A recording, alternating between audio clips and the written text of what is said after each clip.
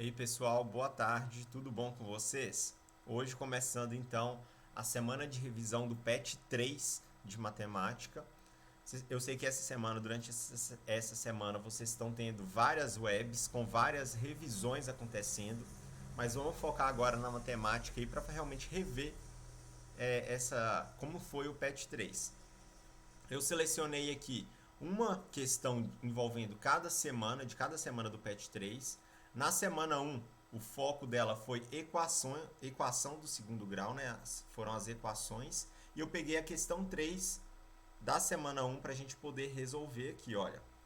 A questão 3 é a seguinte: a soma dos primeiros números naturais consecutivos, 1, 2 e 3, n, é dada pela expressão n mais 1 sobre 2.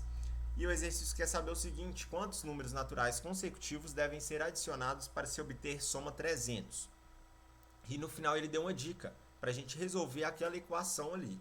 Olha, então o exercício quer o seguinte: ele quer a quantidade de números que a gente vai ter que utilizar para poder somar, né, um total de 300. Então pensei, olha, se fosse os valores para a gente obter o resultado 6, se a gente pegasse 1, 2, 3, já dava 6, porque 1 mais 2 é 3, mais 3 é 6. Se fosse 9, 9 não, se fosse 10, né, no caso. Se fosse 10, a gente precisaria do 1, do 2, do 3 e do 4. Se eu somar todos esses 4 valores, dá o número 10. Mas não é tão simples assim. Nós queremos o valor 300. 300 já é um valor relativamente alto. Vamos pensar o seguinte, então, olha, vamos resolver, né? O exercício já deu pra gente uma dica. Vamos aproveitar essa dica do exercício e resolver ela. E aqui nós temos, então, essa expressão igual a 300. O que a gente vai fazer aqui, então, é o seguinte. Eu vou colocar isso sobre 1, né? E vou fazer uma multiplicação cruzada, onde esse vai multiplicar com o que está de baixo e o que está embaixo vai multiplicar com o que está em cima. Qualquer coisa vezes 1 é qualquer coisa, ou seja, a gente vai chegar na expressão aqui, olha, n que multiplica n mais 1. Mas se a gente resolver o valor n que multiplica n mais 1, vai dar quanto? Vai ser uma propriedade distributiva da multiplicação que nós vamos ter que usar. A gente vai ter que distribuir, né, a multiplicação, multiplicando todos os termos que estão entre parênteses. Então, n vezes n dá n ao quadrado, n vezes mais 1 dá mais n. E o que a gente tem aqui do outro lado da igualdade é o valor 2 vezes 300, que na verdade é o 600. Olha, tá parecendo alguma coisa, não tá? Vamos só pegar o 600 e passar ele para o outro lado da igualdade. Nós teremos então n ao quadrado mais n, o 600 ele está positivo, ele vem negativo, igual a zero. O que formou aqui agora? Formou uma equação do segundo grau. Vamos só extrair os nossos coeficientes aqui, valor do A, valor do B e valor do C. Lembrando que o valor do A é o valor que acompanha o termo ao quadrado, que no caso o número é o 1. O valor do B é o valor do termo que acompanha o termo de primeiro grau da nossa equação, ou seja, o termo que não está ao quadrado, que tem a incógnita, mas não está ao quadrado, que também é 1. E o termo C é o termo que não tem nenhuma incógnita, que no caso é o valor menos 600. O que a gente vai fazer aqui agora é calcular o delta. Vamos só anotar o delta aqui rapidinho, olha.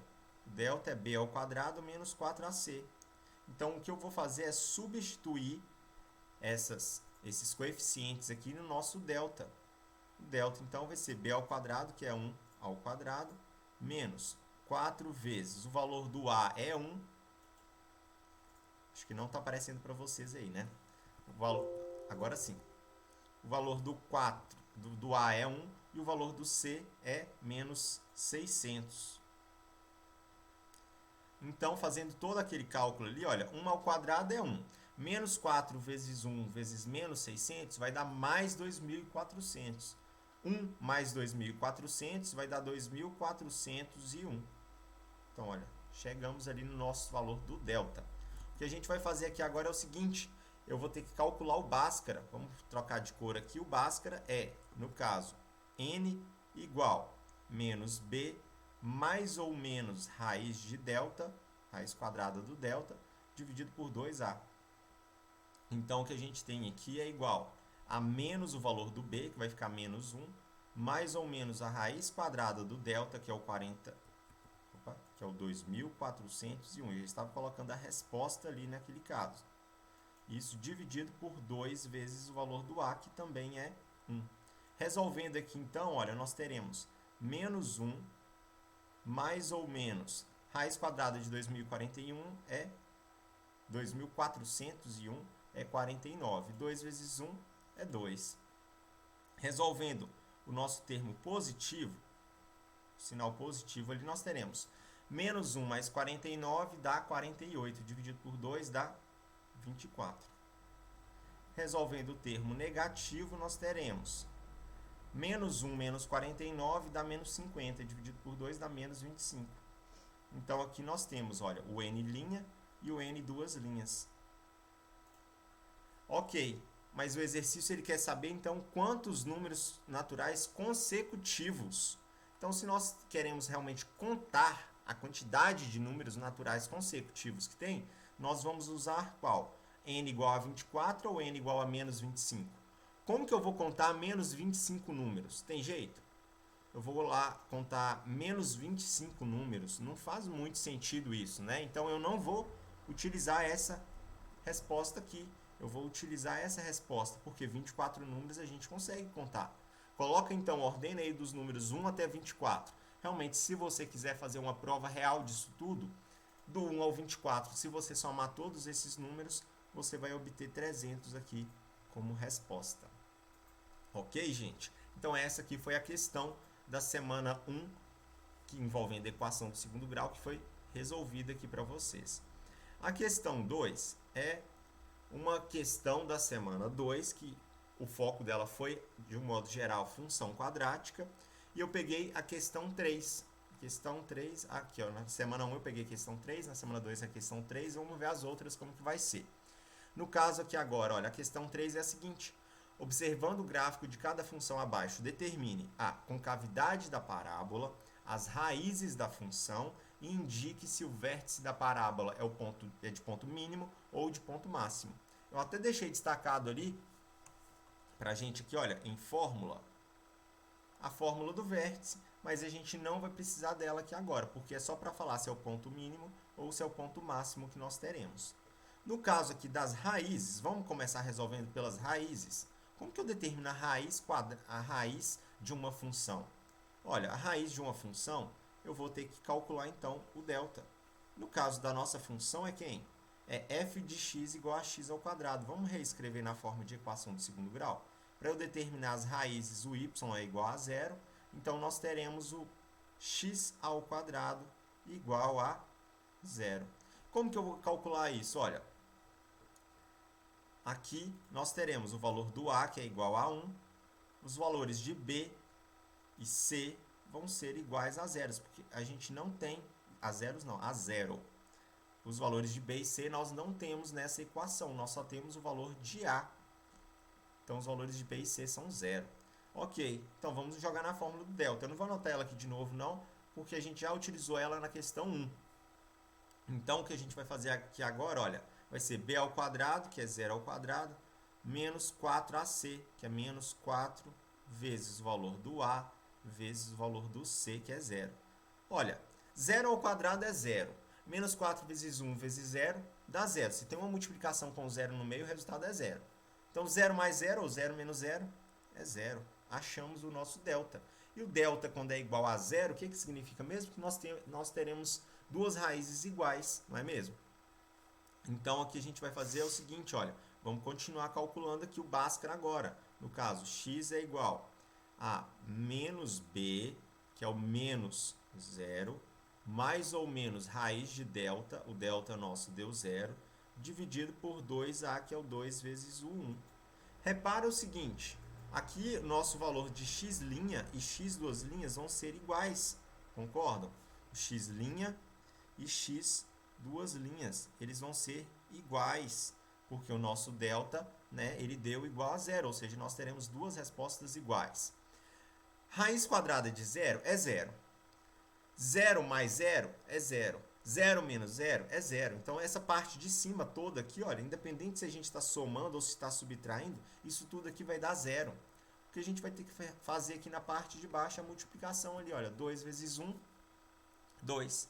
0 dividido por 2 dá 0. Então, tanto o x' quanto o x duas linhas vai ser 0 nesse caso. Então, nós temos as nossas raízes. Quais são as raízes? Tanto o x' quanto o x duas linhas vão ser 0. A concavidade, no caso aqui, a concavidade vai ser para cima. Vai ser para cima, né? É o nosso u virado para cima. Por que o nosso u é virado para cima? Porque o nosso a, ele é maior do que 0. Então, a gente vai ter o u mesmo virado para cima. A nossa parábola vai ser para cima. E também nós teremos o outro caso, que seria se o a fosse negativo. Aí nós teríamos o a virado para baixo, né? A parábola virada para baixo. No caso do nosso vértice, o nosso vértice aqui, então, ele vai ser o ponto mínimo ou o ponto máximo. Olha só, vou fazer lá no gráfico, lá, olha. Estou marcando aqui um ponto, ou seja, a parte mais baixa, vamos falar assim, a parte mais baixa do nosso gráfico vai ser aquele ponto. Eu não consigo determinar qual que é a parte mais alta, porque aqui o nosso gráfico ele continua subindo, tanto desse lado quanto desse lado. Ele vai subindo, vai subindo. Eu não consigo determinar qual que vai ser o ponto mais alto. Mas se eu consigo determinar o ponto mais baixo, significa então que nós teremos o ponto mínimo, no caso do nosso vértice. Mínimo. Aqui tem um acento agudo. Mínimo. Se fosse o contrário, a gente poderia determinar o seguinte: ponto A, o A é maior do que 0, nós teremos então na nossa parábola ponto mínimo. Se fosse o contrário, se fosse o A menor do que 0, nós teremos ponto máximo da função. Porque pensa aí, quando a gente tem, no caso, nossa parábola virada para baixo, com a concavidade para baixo, nós teremos um ponto cá em cima. Se é o ponto na parte de cima e falar assim, os bracinhos da nossa parábola, que são esses risquinhos aqui que eu estou colocando aqui de azul, eles continuam para baixo indefinitivamente, sem realmente a gente definir qual que seria o tamanho daquilo ali tudo, então nós teremos o ponto máximo da função nesse caso. Então esse aqui foi o exercício 3 da semana 2 para vocês. Vamos pegar aqui então, olha, semana 3. A semana 3, eu peguei o exercício 4 para a gente poder resolver. O exercício 4 é uma questão do Enem. Lembrando, né, que vocês estão no primeiro ano aí e no terceiro ano vocês têm o Enem para poder fazer. Então já é importante ir treinando já, resolvendo questões de Enem mesmo, estudando mesmo para o Enem. Vamos pegar uma questão aqui então para a gente poder resolver, entender melhor isso daqui tudo. No caso aqui, essa questão é a seguinte: a temperatura de um forno em graus centígrados é reduzida por um sistema a partir do instante de seu desligamento, T0, e varia de acordo com a expressão.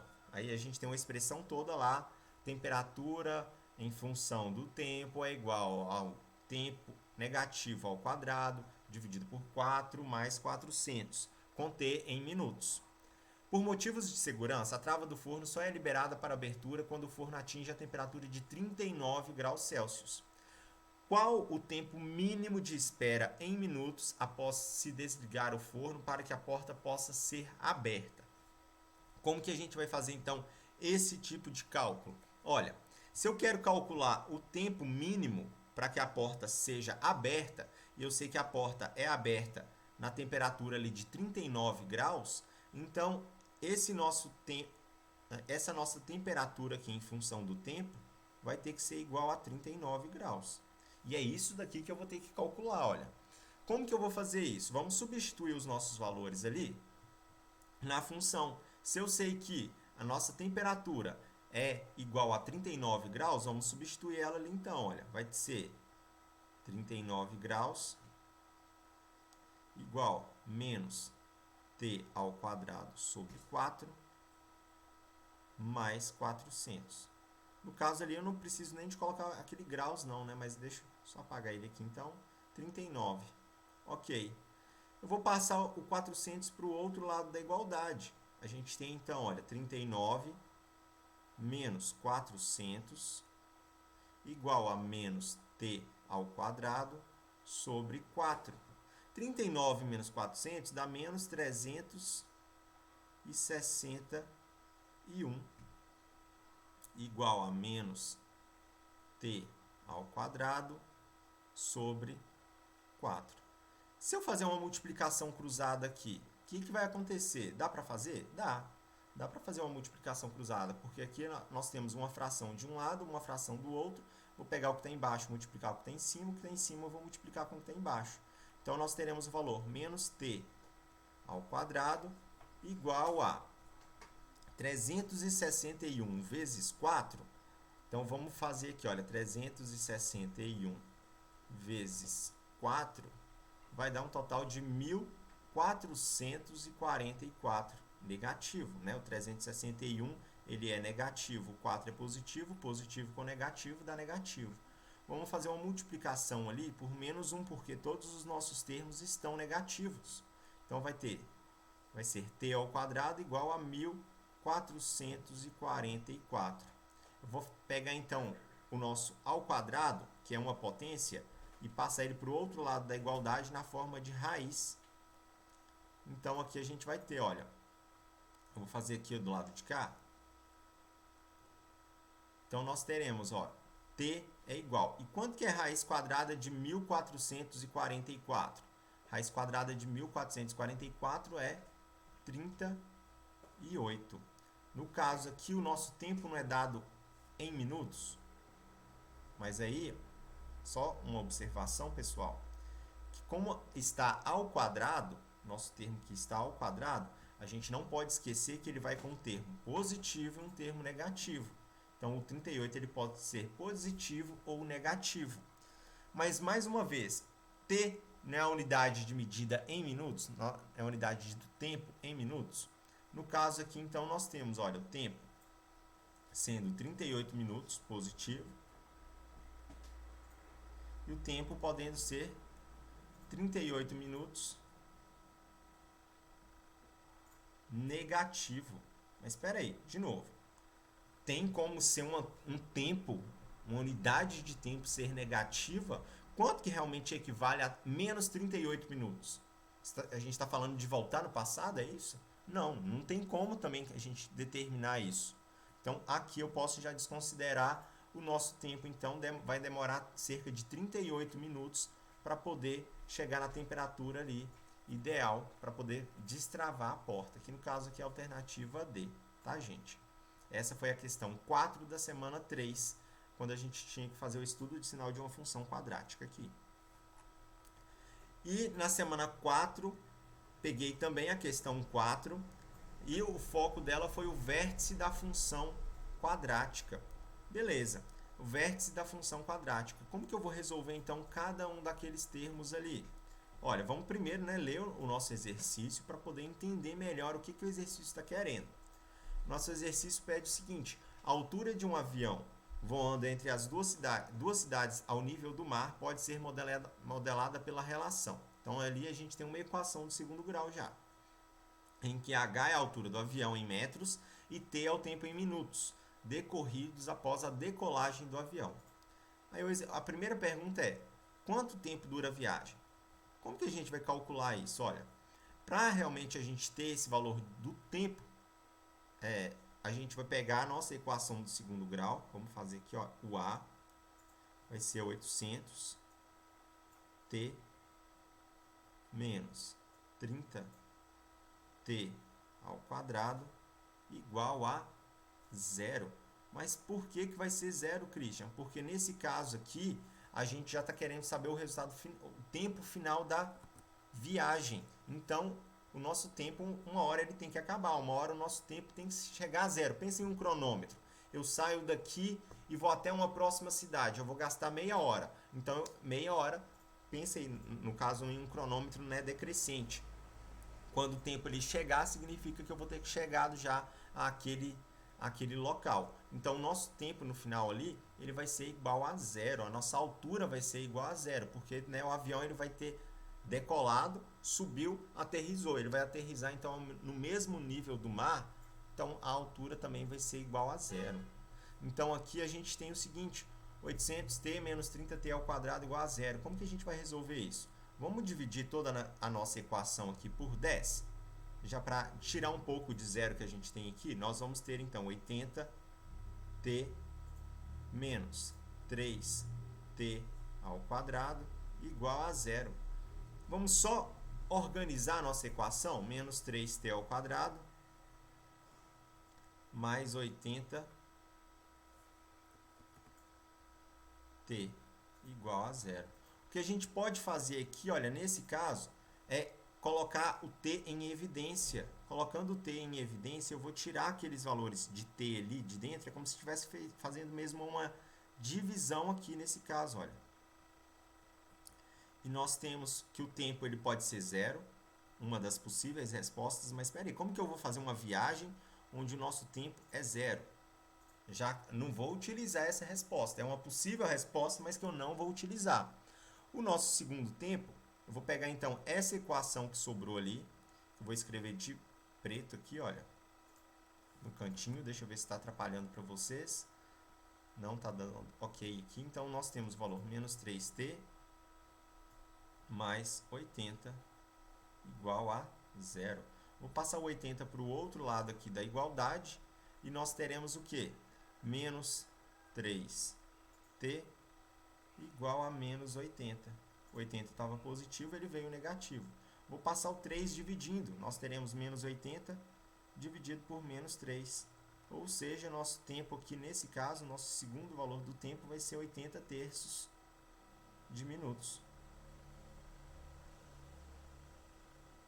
Que vai dar algo aproximado de, vamos lá, 80 dividido por 3, vai dar algo aproximado de 26,67 minutos.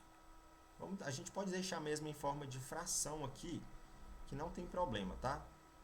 Agora, vamos fazer um outro caso aqui. Deixa eu só aumentar aqui o nosso espaço, que ele já ficou curto. Vou aumentar aqui para a gente poder continuar resolvendo aqui. Se precisar, eu aumento ou diminuo de novo aqui. Agora, nós queremos o quê? Em que momento o avião atinge a altura máxima? Olha, vamos só pensar o seguinte aqui, na letra B. Nós estamos falando de uma função que tem... Deixa eu copiar aqui ela, para ficar mais fácil de explicar o que eu estou falando. Olha, nós temos essa função aqui, em que o valor do A ele é negativo, ou seja, A é menor do que zero. Se o A é menor do que zero, pensa aí, na nossa parábola. A nossa parábola ela vai ter o quê? Ela vai ter uma curvatura para baixo, a concavidade dela vai ser para baixo. E o ponto máximo, nesse caso, vai ser o quê? Vai ser a altura, não é mesmo?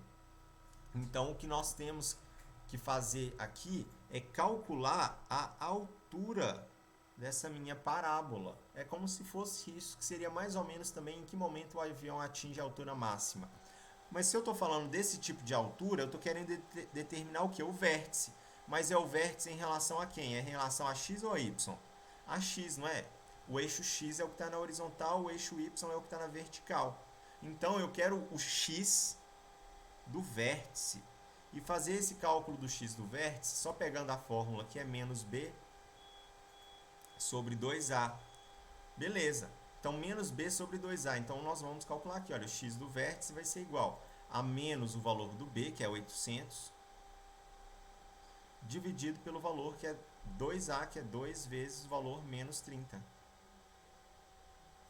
Nós temos aqui, então, olha, o x do vértice, que vai ser menos 800 dividido por menos 60, o x do vértice vai ser igual, menos dividido por menos dá mais. Esse zero pode cortar com esse zero, sobra 80 por 6. Ou seja, a altura aqui vai ser 80 sextos, ou algo aproximado de 13,3 metros ou quilômetros. A altura deve ser em quilômetros, né? Porque metros, imagina, 13 metros só o avião. No caso aqui, quilômetros. Essa vai ser a altura aqui que nós temos. Agora, a gente tem aqui, olha, a altura que se inicia a descida do avião. Como que a gente vai determinar isso? Eu vou deixar para vocês porque o meu espaço acabou aqui de novo. Qualquer dúvida que vocês tiverem aí nessa questão, pessoal, vocês podem me falar. Como a gente estava falando aqui de avião, a nossa palavra-chave de hoje vai ser avião. Me manda avião lá no WhatsApp, então, para vocês confirmarem a presença, tá?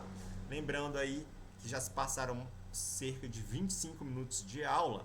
Então, a palavra-chave da aula de hoje é avião. Me manda lá. Vocês vão ter o prazo aí para poder me mandar, como sempre, né? 10 minutos depois do término da nossa aula. Aguardo vocês todos na semana que vem para a gente realmente começar já o PET 4. Na primeira semana do PET 4, espero todo mundo aqui. E é isso, gente. Até a próxima, então. Até semana que vem. Tchau!